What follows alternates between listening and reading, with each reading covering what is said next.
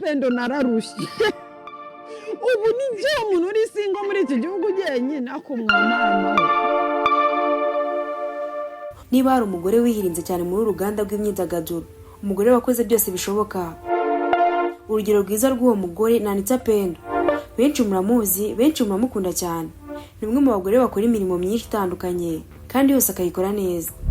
Ni umugore wamenyekanye cyane mu biganiro bitandukanye kuri RBA, haba kuri radio ndetse no kuri televiziyo.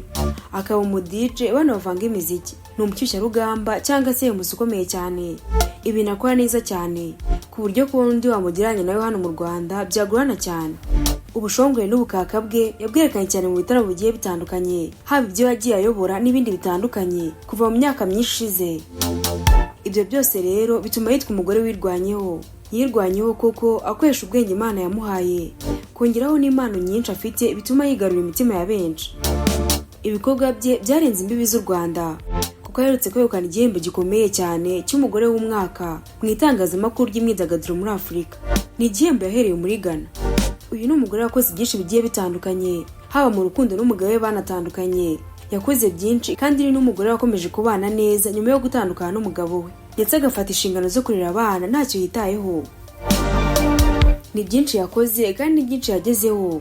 Muri iki kiganiro tugiye kugaruka ku buzima n'amateka byaranze uyu mugore. Urasobanukirwa neza akantu ku kandi urugendo rwe rw'ubuzima kuva mu bwana bwe kugeza uyu munsi wa none, aho yabaye ikimenya bose. Uraza kubisobanukirwa byose.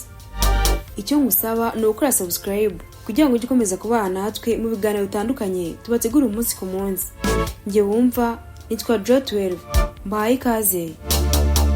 Ikindi cyabaye nk'ikimpungabanyaho ni ugutandukana na papa w'abana mu buryo nti-expectingaga cyangwa se bitunguranye.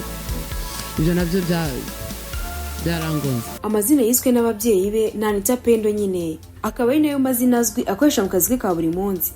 Yavutse mu mwaka w'1986. Avukira mu gace kitwa Mengo mu gihugu cya Uganda. Niwe yabaga n'umuryango we. Mu kwezi kwa munani 1994 nibwo we n'umuryango we bagarutse mu Rwanda. Anita n'umwana wa mbere mu bana 7. Bavutse ku babyeyi ari bo Cyprien Mpabuka na Apofia Mukamabuka.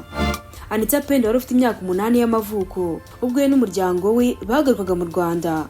Amashuri abanza yatangiriye mu kigo cy'amashuri abanza cya Gahini. Ageze mu yisumbuye yize ku bigo byinshi bitandukanye birimo Gahini, Kagitumba ndetse n'ibindi. Ubwo yageraga muri kaminuza yize muri Mount Kenya University.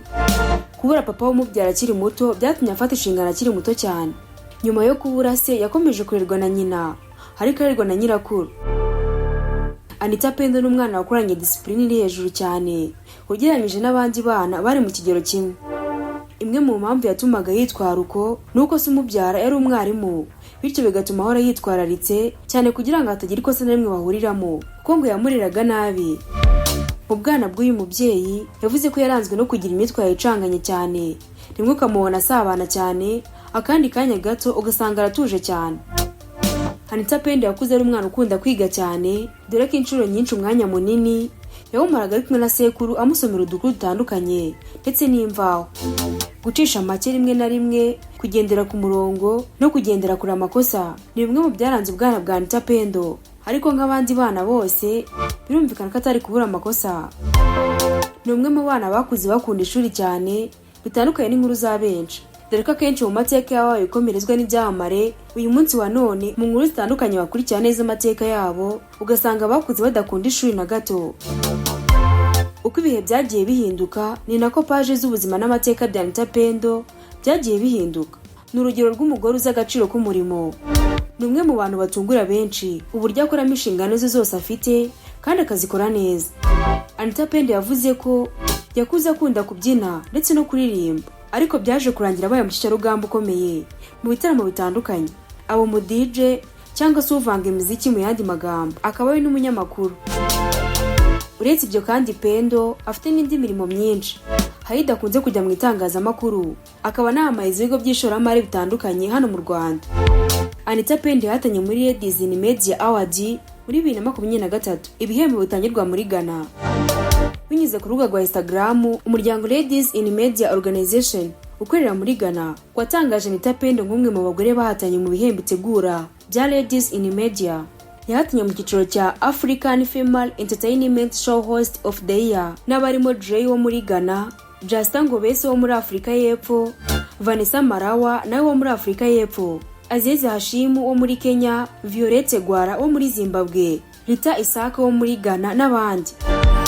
Ladies in Media Award ni ibihembo byatangijwe n'uyu muryango Ladies in Media Organization muri 2022 mu rwego rwo kuzirikana uruhare rw'abagore n'abakobwa bari mu itangazamakuru ryo muri Afurika. Iki gihembo Anita Pendo yaje kucyegukana ahigitse abo bari bahatanye bose. Ibyo byose rero bigaragaza ko Anita Pendo ari umugore w'umunyamurava.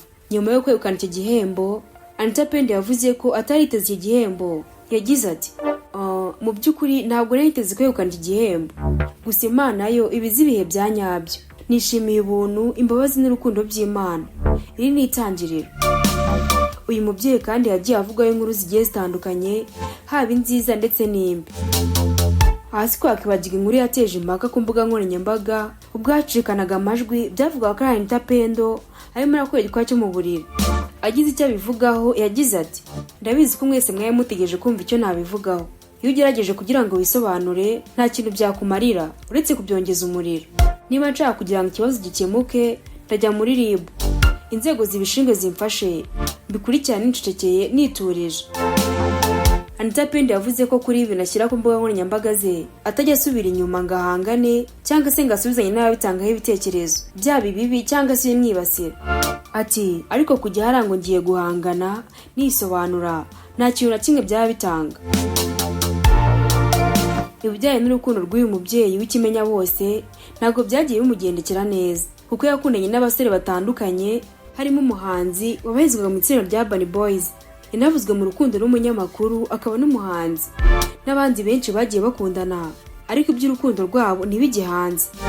Nyuma y'abo bose yakundanye n'umukinnyi w'umupira w'amaguru hano mu Rwanda wanyuze mu makipe agiye atandukanye nka AS Kigali wamenyekanye ku izina rya Ndanda. Baza no kubana nk'umugore n'umugabo, banabyirana abana.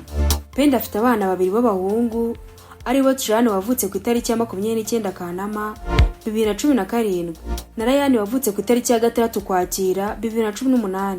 Bose yababyaranye na Ndanda Alphonse, ndetse bombi akaba ari abana batangiye kwiga umupira w'amaguru mu ishuri rya Dream Team Football Academy riyobowe na Jimmy Mulisa wahoze akinira ikipe ya APR FC n'ikipe y'igihugu y'Amavubi.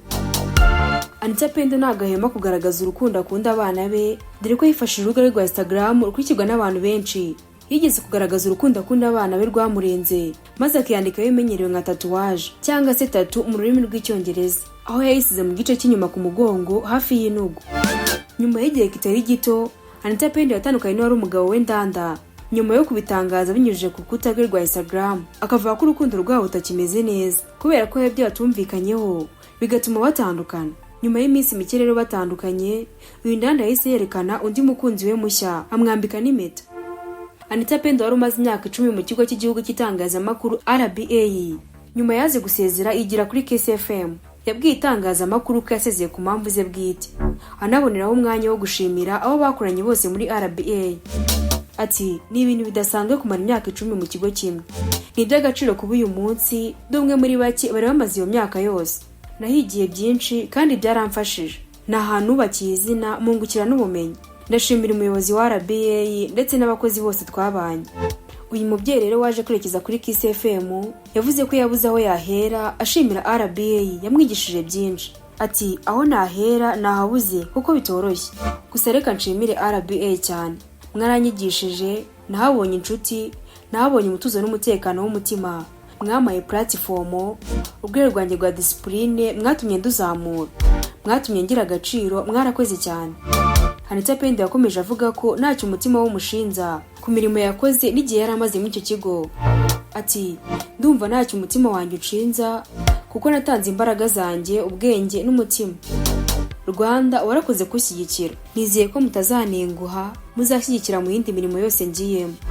Anita Pendo rero yerekeje kuri Kiss FM aho yasimbuye Sheza Sandrine wagizwe umuyobozi mukuru wungirije wa RBA.